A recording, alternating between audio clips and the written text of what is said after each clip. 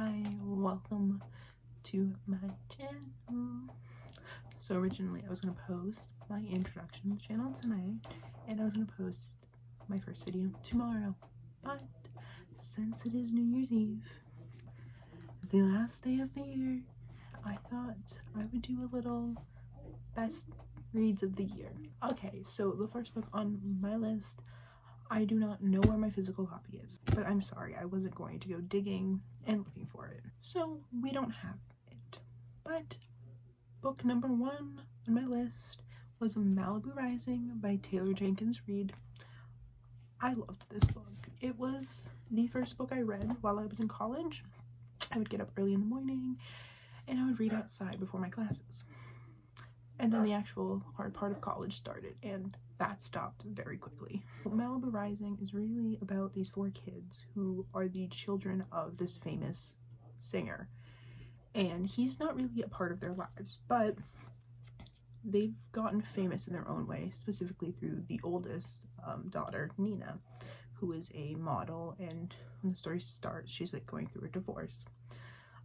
Pretty much the story starts with the house in Malibu burning, and throughout the entire novel you are trying to figure out how we get to that point. We go through the 4 siblings' different lives, different problems, but we also flash back to understand the lives of their mom and dad. And I really enjoyed the way this was written. I know a lot of people don't like it as much as they like the seven Husbands of Evelyn Hugo, which is also written by Taylor Jenkins Reid. But I, one of the only people on planet Earth who has not read that book yet, thought Malibu Rising was very well written, and I loved it. I devoured it, gave it 5 stars. But I really enjoyed this book, and I thought it was a fun little summer thing that I read. Up next is another summer read. This one I read before I graduated high school, but it was a very summery vibe, and I devoured this book within a day, and that is We Were Liars by E. Lockhart. I have never cried so hard at a book. There's another book in my stack that I cried harder to, but I think that's just because I'm an unstable person, and 4 out of 5 of these books in my hand I cried at. But this book, when you finish it, the twist is, like, some people say the twist is predictable. I didn't think so. Maybe I'm just not smart enough to figure it out, but I also wasn't trying to figure it out. But the twist is so out of left field, but makes so much sense, that when you finish this book, you cry. And then you sit there questioning life, and you're like, I literally sat, after I finished this book, I sat in my bed for a solid 20 minutes, just like not knowing what to do. And I'm still, to this day, not over it, and I finished it in like May, I think. The back says, if anyone asks how it ends, just lie. We are Sinclairs. We live, at least in the summertime, on a private island off the coast of Massachusetts. Perhaps that is all you need to know, except that some of us are liars. It gives me a lot of, if you like know the Kennedys very well, it gives a lot of Kennedy vibes, like the family.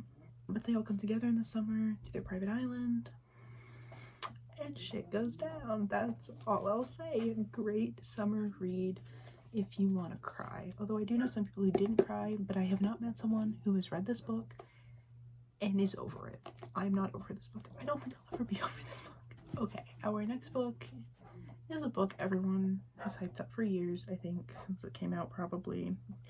But I never read it. But I finally read it. That book would be Normal People by Sally Rooney. Is about these 2 kids. Well, they start out as high schoolers, but it like progresses into their adulthood. Marianne and Connell. Sorry, forgot their names for a second. And it's about their relationship with each other and with themselves. And it's, if you're into character-driven books rather than plot-driven books, this is the kind of book for you. But it's very character-driven, and it switches between point of views, so you get in both of their heads and you understand both of their thoughts. And I cried a little. I didn't really cry. I teared up at the end of this, but it is such a beautiful ending, such a beautiful book. And I highly recommend it if you are really into like character-driven books, because this is it. Okay, our next book is, I mean, how could it not be on this list? It Ends With Us by Colleen Hoover. Now, this book has been out since 2016. I started reading in like 2019. So I hadn't read it, but I saw it all over Book Talk, and I was like, I'm not gonna read it. Like, it's overhyped, it's overhyped, it's overhyped. But then I saw it in Books A Million, and I was like,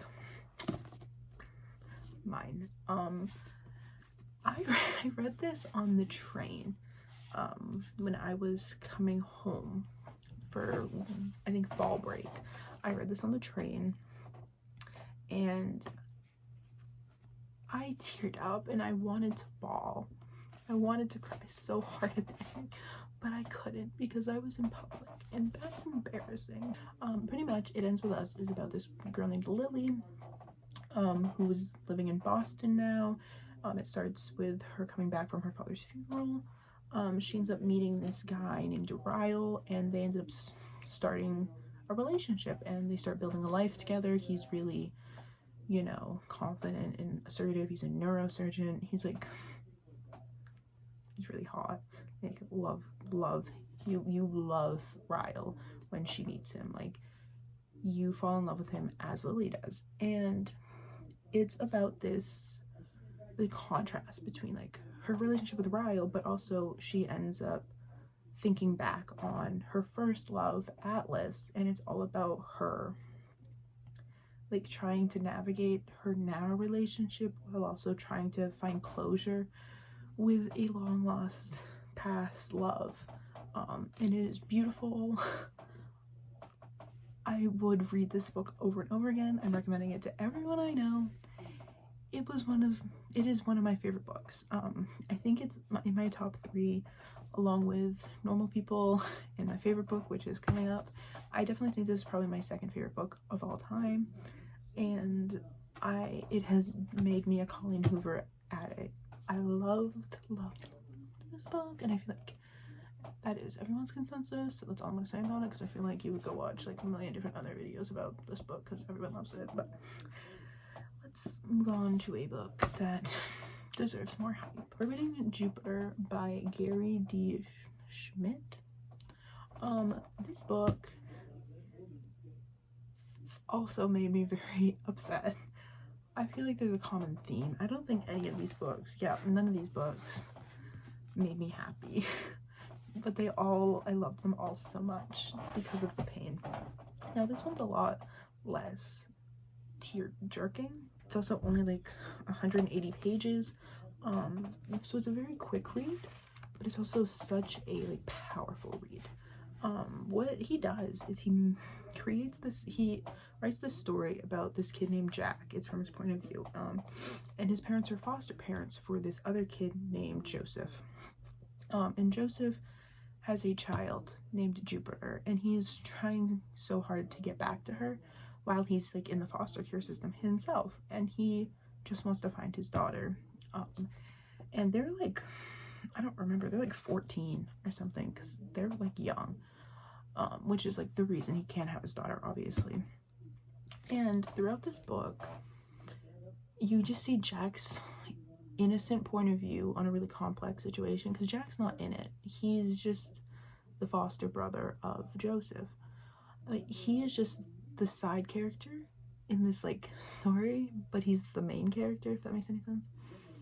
And it is such a complex story, but Gary, good old Gary, writes it in such a simplistic way. Like, the writing is not complicated at all. It is very easy. It's a really easy read. But like, the fact that the meaning and the message in the story is so complex and the writing is so simple, it's beautiful. I absolutely loved this book.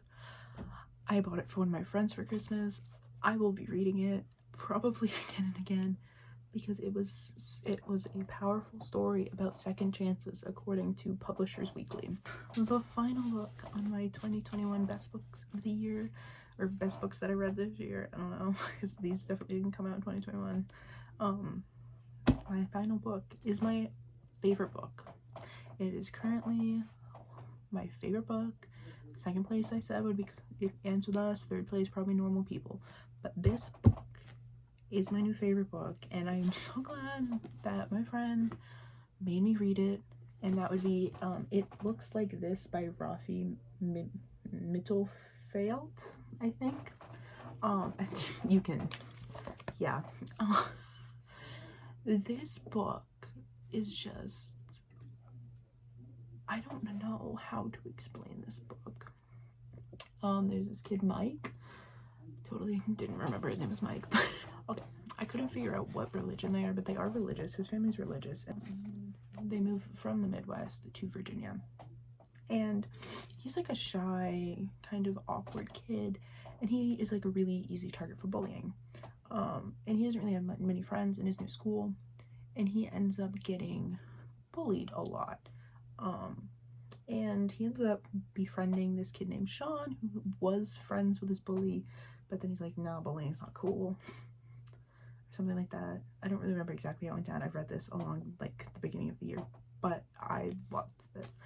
This book made me bawl my eyes out so hard.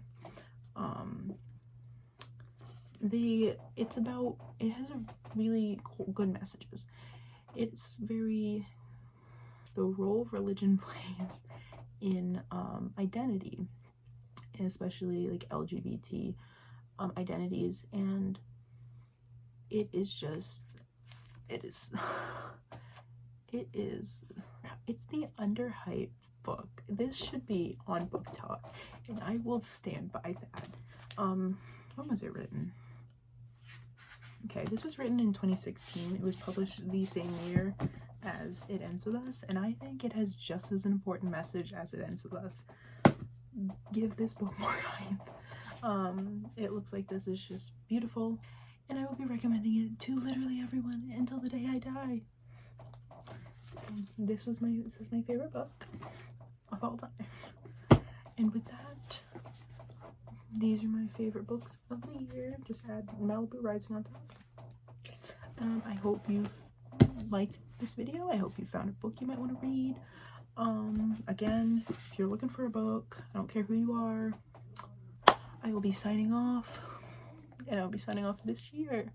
Again, this is just like, I guess, a bonus video that I decided to make. There will be a video tomorrow. If you're watching this on the 31st, which you're probably not, there will be a video posted on the 1st to kick off the new year and the new me and this new channel. Links for all my social medias right down below. You know, make sure you subscribe and like, leave me a comment, even if you just want to say hey. I like heys. I like saying hey. Yeah, and with that, thank you for watching this video, and I will see you tomorrow.